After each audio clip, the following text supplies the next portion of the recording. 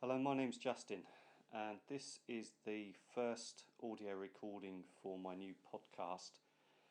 This is also going to be audio content only for my YouTube channel, which also has video content. So if you've already listened to or watched some of my YouTube videos, of course this is not my first upload, but this is going to be the very first podcast.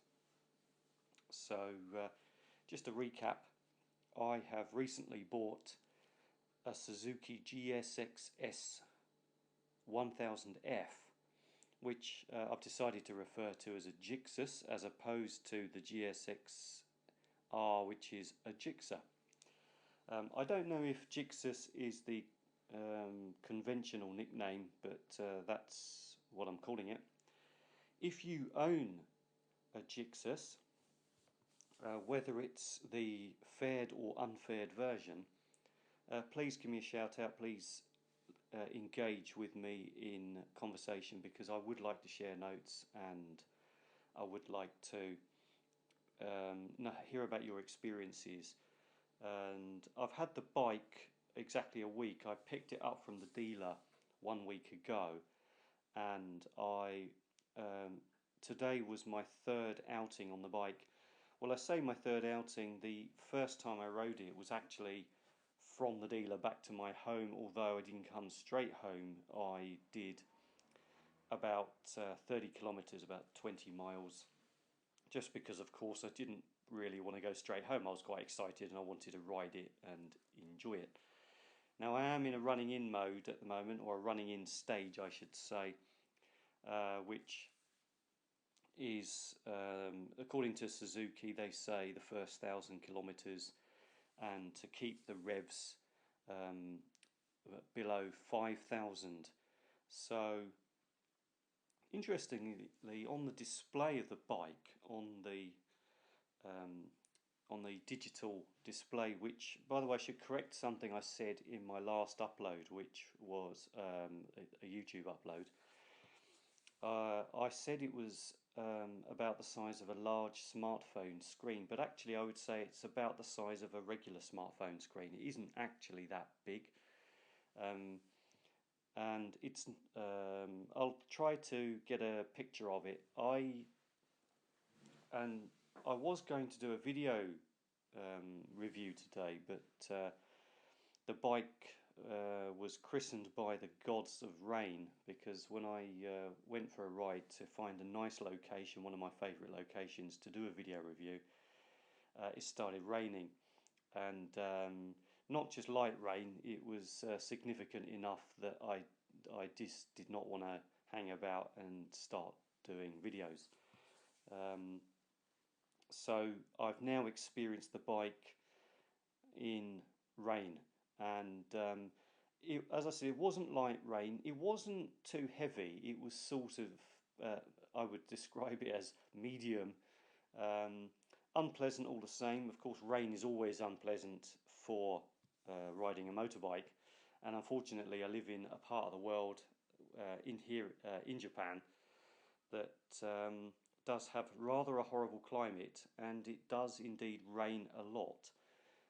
We get all kinds of rain, and we're coming to the end. Although it's the beginning of September now, we're what is it? The 10th of September, 2020. By the way, the summer is coming to an end. However, we still are getting tropical weather, and typhoon season is also upon us. So today was my third ride of the bike. Last Thursday was back from the dealer, albeit a slightly long route back, where I went off for a little bit of a ride. And last Saturday morning, which I've made a video about, I went to a popular biker spot up in the mountains, and you can see that on my YouTube channel. And also, so here we are today, my third ride on the bike, exactly a week after picking it up from the dealer. And so, yeah, what else can I say? Well, of course, now I've experienced it in the rain. Now, when I was riding on my outbound leg of today's outing, the weather was cloudy. I like cloudy weather. I think I don't really enjoy riding in bright sunshine. Obviously, there's the fact that the sun is shining directly in our eyes. I don't use any tinted visor or any such thing, and I find wearing sunglasses very uncomfortable in my helmet. Although I do sometimes wear them, um, but there are some tunnels at some stages of the ride through the mountains, which the first time I was wearing sunglasses and I went into a tunnel, it was rather alarming because I could not take my sunglasses off and ride through a tunnel like that. You know, my helmet was really stopping me from taking my sunglasses off without completely stopping the bike. I could hardly see what I was doing, and as I said, quite uncomfortable. I have tried some sunglasses that are supposedly designed for wearing with a helmet. I didn't get on with them very well, but generally speaking, I don't find it a big issue where not wearing sunglasses with a helmet. I use a full face helmet usually. I do have an open face helmet. I usually wear a full face helmet. That's another thing. I bought an open face helmet, totally oblivious to the fact that, of course, when you wear an open face helmet, you get sunburnt on your face, and that open face helmet was good for sunglasses, especially if you're not riding too fast.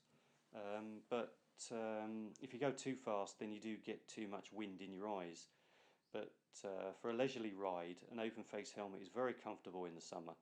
But I got sunburnt, and the UV in Japan is extremely high, especially between the two equinoxes. You know, from it's high at any time of year, but between spring and autumn equinoxes, the UV is particularly high, and especially if you've got white skin, if you're lacking in melanin, um, you do get burnt easily. So that's also something to think about, and an issue. It's not a big issue because you just simply wear a full face helmet. Um, so yeah, went for this ride today, and I stopped at a convenience store. I got a coffee at a 7-Eleven, and then that's the last convenience store before Lake Yamanaka, which was my destination, which is a really nice place to visit. One of my favourite places to go on a motorbike. Not especially because it's the most beautiful or the most interesting, which it is a nice place by the way, but because it just is quite for a short ride out, just a short day trip or half day trip. In fact, 'cause it doesn't take that long to get there from my house. It's it's got a good distance after a mountain ride. So you go through the mountains, all these twisties and villages and countryside, and Lake Yamanaka sort of is about the right time that you'd want to take a rest, get off the bike. It takes about an hour from my place, and it's ideal. After about an hour of mountain twisties, it's quite nice to get off your bike and just have a relax before riding home. Now sometimes I have lunch there. Today I just went to a convenience store and got a cold drink after having a hot coffee earlier. And also it's nice, especially during the summer or the warmer weather, because up there it's higher altitude and it's slightly cooler, so that's a nice thing. The only thing is the weather changes very fast, and the Japanese Met Office is rather hopeless at predicting the weather. I don't know whether that's due to their incompetence or whether that's due to the nature of the unpredictable nature of the weather in this part of the world. Certainly in mountains, the weather I've noticed, especially up there in the mountains, it does rain a lot. It's often cloudy, and yeah, the weather forecast was not for much rain. Initially, the weather forecast said there was going to be a bit of rain in the morning. Then they changed it, and the weather forecast seems to change by the hour, and it's pretty unreliable. So, if you are a fair weather rider, if you're scared of rain, then Japan is not the place for you to own a motorbike. It is not somewhere that you'll get on with. So you have to be prepared for that. Now I'm not that well prepared because I don't have any wet weather gear. I used to years ago in England, and I don't know what's happened to it. I seem to have misplaced my wet weather gear at some point over the years, and it might have gone mouldy because a lot of stuff goes mouldy in Japan. I've lost a lot of stuff. I lost some leather biker jeans. Had to throw those away, although they had got a bit small for me. And I had to throw away my winter gloves this year. That my winter gloves are totally mouldy. I threw away a pair of summer gloves, and I've lost a pair of leather boots. So I've lost quite a lot of stuff to mould. Mould in Japan is shocking. It's really, really bad, the humidity. So I may have lost some wet weather because the mould doesn't it can attack anything. It doesn't seem to be limited to any particular garment or material. So I need to go and get myself some wet weather gear, because if I don't get some wet weather gear, then I'm just going to get soaking wet every time, like I did today. I was soaking wet, which is rather annoying.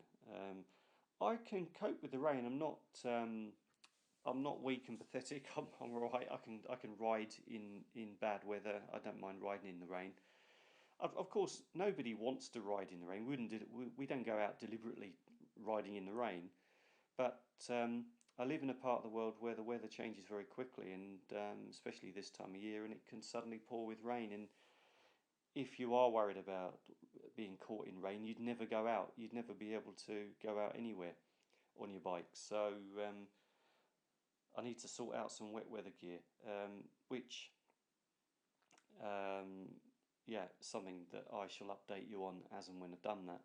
So yeah, it started to rain when I stopped at a convenience store. I got a cold drink, and then I decided to head back. I was going to do a video review, which I didn't do, and that's why I'm recording this now. And headed back, and yeah, the rain was horrible, miserable, and I got totally soaked. I was wearing a summer jacket, a mesh summer jacket, so basically all the rain came through, and under my summer jacket, the only thing I had on was a shirt, just a single layer. Don't wear underwear or anything like that. Don't need it. I wouldn't wear underwear at any time of year probably. So yeah, it was totally soaked. Interestingly, when I got further down, so you sort of descend from the mountain area, and when I got lower down, and then I started to get back into civilization and sort of the suburbs and traffic jams, and then I noticed the heat from the bike was quite significant. There was quite a lot of heat coming off the bike. Not in a faulty way. There was no fault with that. It's just how the bike is. It's just a natural thing, you know, and that was quite interesting. So I reckon that when the weather's colder, that might be quite a pleasant thing, actually. Now, I mentioned before, and this, as I said, this is my first podcast, but it's not my first upload if you want to look at my YouTube channel. So I mentioned before that my other bike is a Yamaha XJ900S Diversion, which is air-cooled and shaft drive. So this GSX-S, this Suzuki GSX-S, this GSX-S, is water-cooled, liquid-cooled, and chain drive. and very, very different. And as I mentioned before, the the bike is really a totally different thing. Not just because it's a more sporty bike, but also because it's a modern new bike. It's a totally new bike. It's got new tech, and the Yamaha, the Diversion 900, is old school. So I've noticed a huge difference there. And so the bike, the Suzuki, the GSX-S has got traction control, as I've mentioned before. So it's got four settings. One is off, and it's got 1, 2, 3. One being the lowest, and 3 being the strongest traction control. The 3 Suzuki state is for rain, and of course it did rain today. And I mentioned before that I thought that I would leave it on 3, the rain setting, while I'm running the bike in, but I soon got bored with that and wanted to experiment, and I lowered it to 2 and then to 1. However, I didn't really notice any significant change in the handling, performance, etc. But of course, if you've got traction control that has a stated rain setting and it's raining, of course you're going to use it, aren't you? Well, I did. I used it.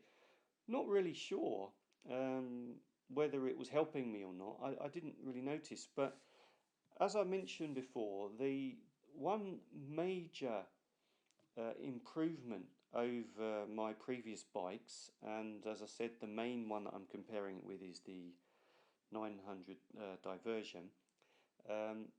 One major improvement is the handling, and that was something I noticed when I went for my long ride Saturday morning. Just the way that I could lean the bike over and how precise the steering and handling was. I mean, how I could not just lean over, but when from very tight bends, I could really turn into tight bends where necessary. And I didn't at all feel that the bike was losing control, or I was losing control, or I didn't feel at any point that the bike was struggling. Now, bearing in mind, I haven't gone like full on lunatic speeds. I'm not really. I'm probably not going to go too crazy on it ever. And because I'm running it in, and I'm supposedly keeping the revs slower than 5,000, and that by the way, the revs thing, the digital, as I said, it's a total digital dash about the size of a smartphone, and the rev counter. And I will say again, I do prefer an old-fashioned round clock type rev counter, but anyway, the rev counter, interestingly, 5,000 RPM is highlighted for some reason, and the red line, of course, is not red because it's a black. It's a grey digital It's a digital dashboard, so it's a grey background with just black information. So there's no colour on it at all.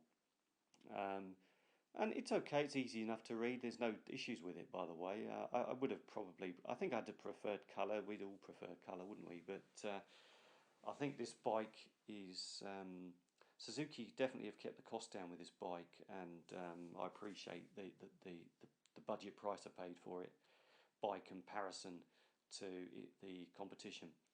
And so 5,000 RPM is highlighted, and then the red line is highlighted. Of course, it's not red because it's just black on grey, so it's just highlighted with black. So I can understand the red line thing, but I don't know why 5,000 RPM is highlighted. Whether or not that's the onboard computer that is aware of it's programmed to know that the running in period is, I'm still in the running in period, and it's just to highlight that that's the running in maximum revs. I don't know. I won't know until I reach 1,000 kilometers, I guess. So hold that thought. That's a note to oneself. I shall notice when 1,000 kilometers is reached whether or not that 5,000 RPM has been unhighlighted. Another thing I do wonder, is it related to gear changes? Is Suzuki suggesting that I change gear at 5,000 RPM? That's a thing that that's not a new thing. I've seen that in older vehicles as well. They sometimes tell you, the vehicles sometimes tell you at what RPM you should change gear and stuff like that. So I need to, if you know, let me know in the comments. I would love to know what that's all about, and I shall try to find out myself. So yeah, riding back in rain, unpleasant, but I noticed that when the fan came on, there was more heat being blown out of the right side of the bike than the left side. But I don't know, I can't see through, the fairing obscures a lot of the engine and the cooling system and everything, so it's difficult to know the position of everything, but I noticed that. I also noticed that my feet felt not unpleasant, but my feet felt quite warm. I was just wearing some canvas ankle boots today, which are not, they're not obviously ideal for safety, but I just find them comfortable, especially in warmer weather. And I wouldn't have worn them if I'd known it was going to rain. If I should have prepared for that. But I do have some other dedicated bike boots which are waterproof. And anyway, I noticed that my feet felt warm, so obviously the engine was warming my feet. Just an interesting observation. I don't know how much I didn't notice that on Saturday when I wore my biker boots, but it was very hot on Saturday, so my whole body was hot anyway. But just an interesting observation, that. So what else can I tell you about it? Well, maybe that's enough for now. I will keep updating. This is really my it's sort of like a diary for me. It's sort of like my own personal documentation of really my experiences with my new bike, and also I shall be recording stuff about other experiences I've had, and some will be from memories from long ago, and some will be as and when I experience them. But thanks very much for those guys in the group, the online group, the Motorcycle Riders group. You know who you are. Thanks very much for the feedback so far. And, it's a really good group. Especially thanks to Daniel Burgess, who has really given me a lot of insights into his experiences and a lot of feedback. Really appreciate that, and I really hope that more people can engage in the conversation and just share information. We've got the internet. We can share as much information as possible, and it really helps. It's great, we can just post nice photos and videos, but it's also good if we can share information, and it's good to get impartial information, not information that is based on professional reviews where the reviewers or the media companies, the journalists are actually given incentives to say certain things. I'm not saying they all are, but a lot of journalists are being perhaps paid to say certain things, or bribed by manufacturers. So it's better to get real information, impartial information, just to share information amongst ourselves. And of course, a lot of journalists only get a test ride, or only get a very limited experience. So the other thing is long-term testing, I know some journalists do long-term testing. They do get like certain mods, but they can't do that with every vehicle. So it's great for everybody to share information, not just initial.